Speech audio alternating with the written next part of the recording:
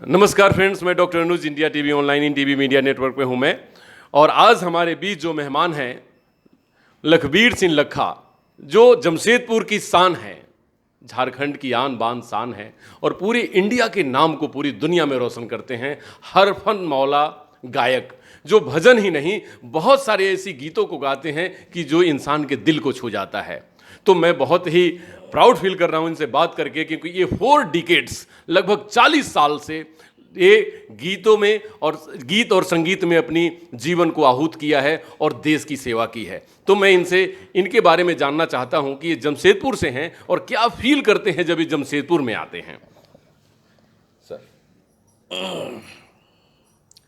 जमशेदपुर मेरा जन्म स्थान है, जी तो स्वाभाविक है कि जन्मभूमि से तो प्रेम होता ही है। जी जमशेदपुर आना अच्छा लगता है मेरे को।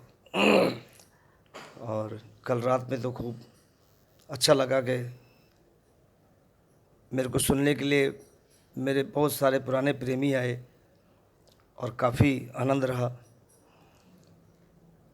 अच्छा लगा मुझे जमशेदपुर आकर। जी, अजय ने कहा कि जमशेदपुर आकर हमें बहुत अच्छा लगता है। कल इन्होंने गाते गाते एक बात कही थी कि मैंने अपने स्कूल में एक गाना गाया था जब मैं स्कूल टाइम में था, और उस गाने के बाद इतनी धूम मची है। मैं उस गाने का नाम, क्योंकि कॉपीराइट की बात होती है, उस गाने की इतनी धूम मची कि पाजी ने उस पूरे मंच को रंगारंग कर दिया। तो अब मैं ये जानना चाहता हूं कि उस जगह से लेकर और आज तक की जर्नी जो आपने तय किया है, इसमें कौन कौन से मुख्य पड़ाव आपको आए जहां पे चैलेंज आपको फेस करना पड़ा और हमसे आपसे वो युवाओं को प्रेरणा एक मिल सके कि वो भी आगे बढ़ें। देखिए, मैंने संघर्ष नहीं छोड़ा जी और बहुत संघर्ष किया, मुझे मालूम है। आम और किसी को बहुत कम मालूम है। और 40 नहीं, मुझे 50 साल हो गए गाते हुए। 70 में वो रात में जो मैंने भजन गाया, वो वहीं से शुरुआत हुई मेरी, R D. Tata higher secondary school से। जी मेरा हौसला बढ़ा फिर। और हमारे एक मास्टर थे मिस्टर B.N. सिंह, उन्होंने ज़्यादा मेरा हौसला बढ़ाया। जी बस फिर भोलेनाथ की कृपा हुई। हमने सीखा होगा तो कुछ नहीं किसी से, बस जो मिला अच्छा लगा उसको अपना लिया, और सुर उसकी देन है। पाजी, आज आज भी आप युवाओं की एक आइकॉन हैं। जमशेदपुर में युवा आप जैसे स्टाइल को फॉलो करते हैं, और दिल्ली में भी मैंने देखा है कि आपकी पगड़ी, आपका कुछ खास ही होता है। तो इस अंदाज के पीछे क्या कोई राज है, हमारे दर्शकों को बताएं आप। नहीं नहीं, ऐसा कोई राज नहीं है। तो सब गुरुबाणी कहती है, सभ्य रंग नारायण जेते मन भावे, मतलब सब भगवान के रंग है, जी जी उसी के बनाए हुए हैं। जो भी अपने आप को अच्छा लगता है आपको वो पहनिए, आप जी। खाइए वो। नए नए कलाकारों का काफ़ी नए नए कलाकार आ रहे हैं पूरे हिंदुस्तान से पाजी, भक्ति संगीत में खास करके देखने को मिल रहा है। उन कलाकारों के लिए आप कुछ संदेश देना चाहेंगे? देखिए, भक्ति संगीत हमारे देश की बहुत पुरानी परंपरा है। सब कुछ समाप्त हो सकता है, पश्चिमी जो भी रंग है वो समाप्त हो सकता है, लेकिन ये भक्ति संगीत कभी समाप्त नहीं होगा। इसलिए भक्ति संगीत में आने से जो भी मेरे छोटे भाई बहन आ रहे हैं, उनको शब्दों पे पूरा गौर ध्यान देना चाहिए। तर्ज अच्छी हो और भाव तो फिर अंदर से प्रकट होते हैं। और उसको मैं जब भी गाता हूँ, मैं सीधा, जैसे रात में भोलेनाथ को मना रहे थे हम लोग, तो मेरा बैद्यनाथ की तरफ ही ध्यान था। वहीं से मेरी शुरुआत हुई। देख रहा था आपके शक्ल में बाबा के दर्शन लोगों को हो रहे थे। नहीं नहीं, उनकी बहुत कृपा। जी जी, बड़ी, मैं वो वर्णन नहीं कर सकता। जी जी, मतलब सब कुछ मेरी औकात से बढ़कर दिया भोलेनाथ ने। जी जी। तो मैं वो दरबार हर साल जाता हूँ, जी। कभी जब मुझे मौका। अभी मैं जाने वाला था, लेकिन कुछ अड़चन आ गई, बाबा की जैसी इच्छा।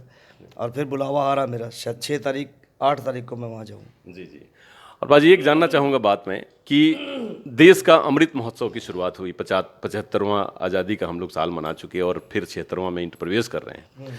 आप अपने देश के युवाओं से क्या उम्मीद करते हैं कि, क्योंकि आपने पूरी दुनिया में अपने देश का नाम रोशन किया है, वो क्या करें जिससे कि अपने देश को वो सर्वोच्च स्थान पे पहुंचा सकें? आपके शब्दों में क्या रहेगा उनके लिए, युवाओं? देखिए, कोई भी देश हो, युवा जंग पीढ़ी उसका फ्यूचर होता है, भविष्य होता है। जी। तो मैं जंग पीढ़ी से यही अनुरोध करूंगा कि हमने आज़ादी बड़ी मुश्किल से पाई है। लोग क्या क्या बोलते हैं, उनसे हमको इतिहास पढ़ना चाहिए। पूरे संपूर्ण भारतवर्ष ने अपनी आज़ादी के लिए बहुत सारी कुर्बानियाँ दी। किसी का विशेष योगदान हो सकता है, वो अलग बात है, ठीक है, अच्छा है, मातृभूमि के लिए तो लड़ना ही चाहिए। बाकी युवाओं से मेरी यही अपील है कि आपसी मतभेद वो भुलाएं, और जब तक हम लोग एक नहीं होंगे तब तक ये आज़ादी संभालनी हमसे कठिन हो जाएगी। हमको एक होना चाहिए, कोई भेदभाव नहीं, और कोई अपना अपना धर्म है, अपने धर्म में आप पक्के रहिए, दूसरे के धर्मों से भी प्यार कीजिए, उनको भी आप इज्जत दीजिए। मैं युवाओं से यही कहूँगा कि वो अपने जिस भी धर्म के या जिसको इष्ट को मानने वाले हैं वो अपने धर्म में पक्के रहें, दूसरों का सत्कार करें, मान करें, आदर करें, तब ये हमारी आज़ादी बरकरार रहेगी। ये तो भविष्य थोड़ा सा मेरे को गड़बड़ाता हुआ नजर आता है। जी नहीं बाजी, आपके रहते हुए भविष्य बिल्कुल बेहतर रहेगा। और बाजी एक चीज़, कुछ नई आपकी आने वाली एल्बम है या कुछ ऐसे गीत आने वाले हैं कुछ नए से जो नया हमारे दर्शक? सावन में रिलीज़ हुए जी, और मेरे चाहने वालों ने अच्छा मेरे रिस्पॉन्स दिया। हाँ। और एक तो टी सीरीज ने ये किया, रिमझिम आया सावन, जी, और एक सृष्टि म्यूजिक कंपनी है, उसने हे देवघर के वासी अच्छा, भोले बैद्यनाथ कहलाते हो, जिसने तुम्हें पुकारा, यूट्यूब पे चल रहा है सब। जी, जी। वो मेरा नाम लखबीर सिंह लखा ने, जी, जी, हाँ, बिल्कुल, वो बिल्कुल, आ जाएगा, सुनिए उसको और सुनवाइए लोगों को, एकदम बाजी, भक्ति से जोड़िए बस। जी बाजी। और 15 अगस्त बाजी एकदम अब सामने है, देश के लिए और देश के युवाओं के लिए आप 15 अगस्त का मुबारकबाद और संदेश दे दीजिए। बस मैं एक शेर याद आया मुझे इस बात पे, जी, जो अपने देश के लिए कुर्बान हो नहीं सकता, जी, कसम भगवान की वो इंसान हो नहीं सकता, जी, और जो अपने खून से सींचता हो बगिया को, बाग वो लखा सिंह वीरान नहीं हो सकता। जी, युवा पीढ़ी जिंदाबाद है और खूब सोचेगी मेरी बात को, जो भी मेरे को सुनेगा। देश का प्रेम बहुत ज़रूरी है, जी, देश प्रेम होगा तभी हमारा देश शिखर तक पहुंचेगा। हम कई जगह घूमे, दुनिया के कई देश, लेकिन भारत जितना खूबसूरत है, जो कुछ है यहाँ वो और कहीं नहीं है। जी, जी। धन्यवाद बाजी। पाजी ने कहा कि भारत इतना खूबसूरत देश दुनिया का कोई नहीं, क्योंकि उन्हें बहुत सारे मुल्कों में इनको जाने का मौका मिला है और घूमे हैं। एक गौरव हैं, ये भारत के रत्न हैं। नमस्कार डॉक्टर अनुज शर्मा की तरफ से।